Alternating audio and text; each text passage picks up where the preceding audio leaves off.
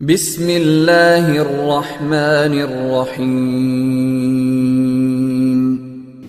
کیا آپ پسند کریں گے کہ ایک روز ہادی برحق امام زمان کو اپنے گھر میں دعوت دیں اور امام زمان آپ کے دسترخوان پر تشریف فرما ہوں؟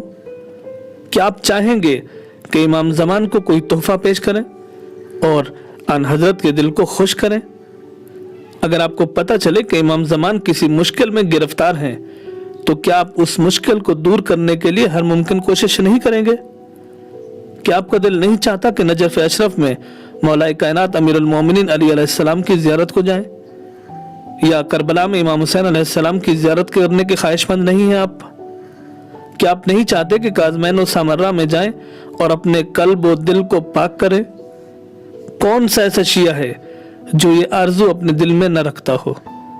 کیا کریں؟ ہمارے ایسے نصیب کہاں، ہم کہاں اور ہمارے گھر میں مولا کی تشریف آوری کہاں؟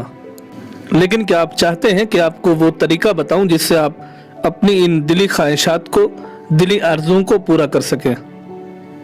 جی ہاں، یہ وہ راہ حل ہے جو امام کاظم علیہ السلام نے بیان فرمایا ہے کہ جو شخص ہماری زیارت کے لیے ہم تک نہیں پہنچ سکتا تو وہ ہمارے شیعوں کو، ہمارے دوستوں کی زیارت کو جایا کرے۔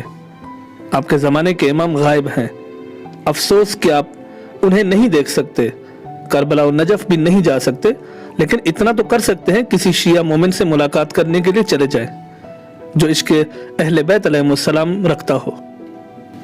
آپ یقین کریں کہ اگر آپ ان سے ملاقات کے لیے چلے گئے تو بالکل ایسا ہی ہے جیسے کربلا گئے ہوں، یا بالکل ایسا ہی ہے جیسے آپ نے اپنے زمانے کے امام کی زیارت کی ہو۔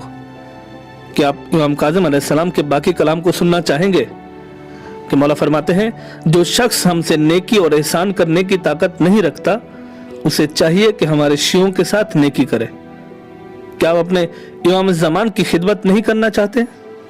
کیا آپ امام زمان کی دعوت نہیں کرنا چاہتے؟ تو کیوں پھر کچھ غریب لوگوں کو اپنے گھر میں دعوت نہیں دیتے اور ان کی مہمان نوازی نہیں کرتے؟